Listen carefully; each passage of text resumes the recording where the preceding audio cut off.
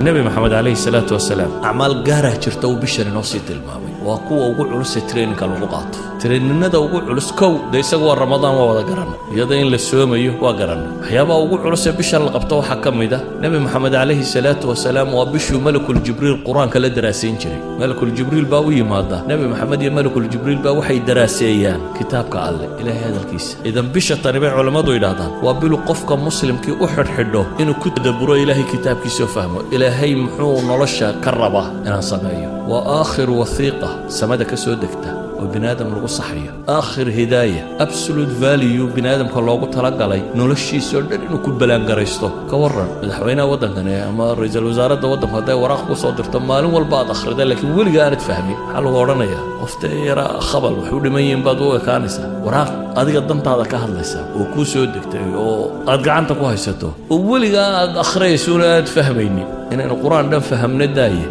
فاتحة إنه فهم وين مالو والبنات الضبية طوانشان أخرنا إذا النبي محمد عليه الصلاة والسلام بشوحو مدنان قارسين شري قرآن كي آخرستيس قرآن كي درازينتيس ولذلك بقى علماء وين إذا مسلمين تاركم دي حتى علومتك لا يلقي شري ويشوجين شري إمام مالك ووسو حدن شري حديث كده بقى الصدور لقيه وهنا بشتان علماء بدن با علمي كلودن شوجين شرتي وحي ورجل بشنا وبش قرآنك آخرستيس بديان إمام الشافعي وحلقة شيء قاعد وحنا ننجو هويسنين إنه بيش اللي حدا جار قرآن كدمين شري صار نقلية إذا بيشاني وحكوا إننا وحلقة يابا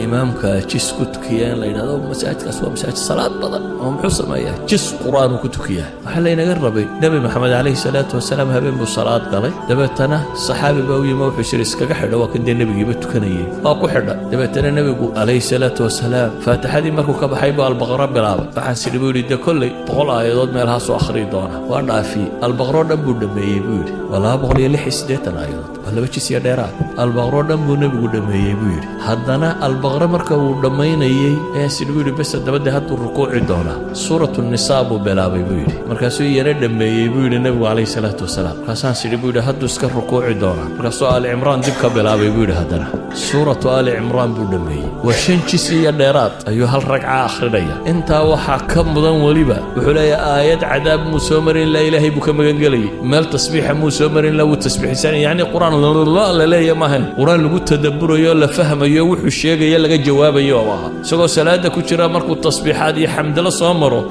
والتسبيح سنة مركو صامره عذابية وحلميده وإلهي كم قال مركو النمعية الجنة وحلميده صامره والربي ويدي سنة هل رجعوا كنتوا كذا هل رجعوا أيوه شنجسية ديرات آخرية إذا النبي عليه الصلاة والسلام رمضان تودم بيسي لبتشير بولا دمية قرآن كدراسة دي سي ولا دمية كما ملك الجبريل إذا بشطاني وابلو قفك مسلم كي أحد حده ورب الإلهي وركي سفاه مرت ربي وحا وكوش يغيو رب السماوات والأرض يا أديك كلها الله بذاتك تذكر القرآن كمرك آخرين يعني عدك لك فكرة عدك لك فكرة أديكم با إلهي لها الله قفل بقار كيسا الله الله وحيابا بشطان وآت كوكب جري النبي عليه الصلاة والسلام ومن المسلمين توفروا وحكم ده قيام الليل كتراويح ده صلاة ده بدن اللي تكرينت صلاة ده بتصطو waxyaabaha la isfaray waxaa ka mid ah bisha tan aadka loogu dadaalayo oo nabigu sameyn jiray at-tasadduq sadaqaadka inaynu inagu wax cunaabaynu badinayno dadka wax u siino sida awgeed ayuu saxaabiga muxuu lahaa nabigu wuxuu ahaa mid deeq badan ee asliyan baa nabiga caadadiisa waxay weligii wax la weydiiyay maya ma oran aduu bal qiyaas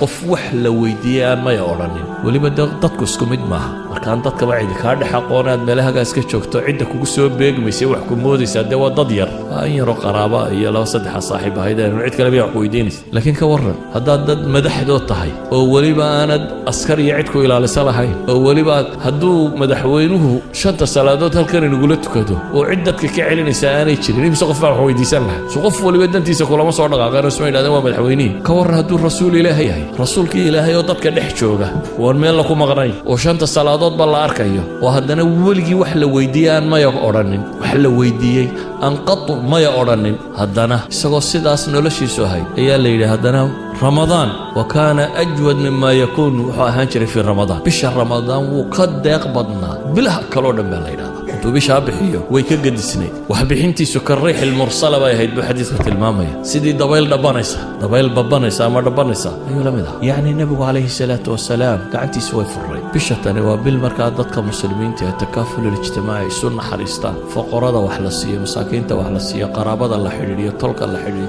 cid walba wax la siiyo waxyaabuu nebigu bishan samayn jiray waxaa ka mid ah iyadoo cibaadadiisu ay saa u badanto haddana bisha qayb ka mid ah dunidaba ka sii go'i jiray marka horeba bisha cibaadadaa lagu jiray haddana qayb kaloo bishan ka mida buu ictikaaf wax la yidhaahda samayn jiray 10 maalmood 20 maalmood oo ictikaafa ictikaafku waa maxay waa inuu qofku masaajidka isku xareeyo aanu dib uga bixin ilaa lidaruura inuu ama masquul tagayo ama cunno la siinayo wax allaaliya wuxuu ka maarmi karo inuu ka maarmo albaabka masaajidka inaanu istaagin oo markaa masaajidka gudihiisa maxaa laga qabanaya dadka barba inta ictikaafka ku soo xaroodaan hurdo uun haddana hurdo looma soo xaroodo dad seexanaysa gurigaaga waad seexan lahayd waxaa loo soo xaroodaa in cibaadada la maximize gareeyo bishii waa sii dhammaanaysaaye 10ka dambe inaad goosato markaa the last days baad ku jirtaa 10ka maalmood ugu dambeeyana nebigu calayhi salaatu wasalaam uu ictikaafi jiray marka ictikaafku macnaheedu waa maxay xaaraan iyo baabka ka kaalaya mubaaxaadka iyo xalaashii buu ka tegayay xataa xalaal ajar looga qorayuu ka tegayo ajar ka weyn uu raadinayay nebigu calayhi salaatu wasalaam wuxuu inoo tilmaamay ninku gabadhiisa markuu u tago hadduu xalaal ugu tago ajar baa loo qoraa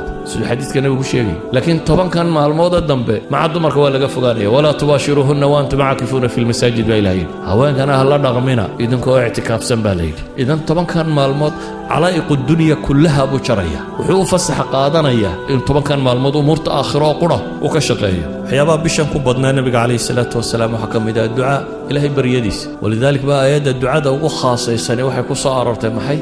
في وسط آيات الصوم وإذا سألك عبادي عني فإني قريب أجيب دعوة الداعي إذا دعان آيات كاسي كدب ولا تباشرهن وأنت آيات قدام بيع اعتكاف كي كور رميا صومك آيات كي صومك كلنا وكور ريال إذا وحي نحدا وجرتا محي وحي نحدا وجرتا رمضانك ولذلك العلماء واحد هذا وأسطان tilmaamaysa khusuusiyada ay baryada ilaahay leeday bishan gudaheeda daba ayuha alaxiba ilaahay wuxuuna leeyahay waan tasuumuu khayrun lakum in kuntum taclamuun kuwii cudurdaarka la siiyey ayaa haddana waxaa la yidhi wacala aladiina yutiiquunahu fidyatu طacaamu miskiin markii la yidhi ayaa haddana waxaa yidhi waan tasuumuu khayrun lakum in kuntum taclamuun adigoo cudurdaar haysta haddana waxaa la yidhi waan tasuumuu soonka idiin khayr badan haddaa wax garanaysaan baa ilaahayna leeyahy subxaana wa tacala haddaba ayuha alaxiba warkaygu wuxuu ku kooban yahay bisha tan diyaargarowgeennu ha noqdo sidii aynu ilaahay ugu noqon lahayn rabbi ugu xidhmi lahayn aakhiro ay u noqon lahayn taargetkeenna ugu weyn iyo saynu cadaabkeeda uga badbaadi lahayn janno ilaahay u weydiisan lahayn oo u geli lahayn bisha tani markaa ha noqoto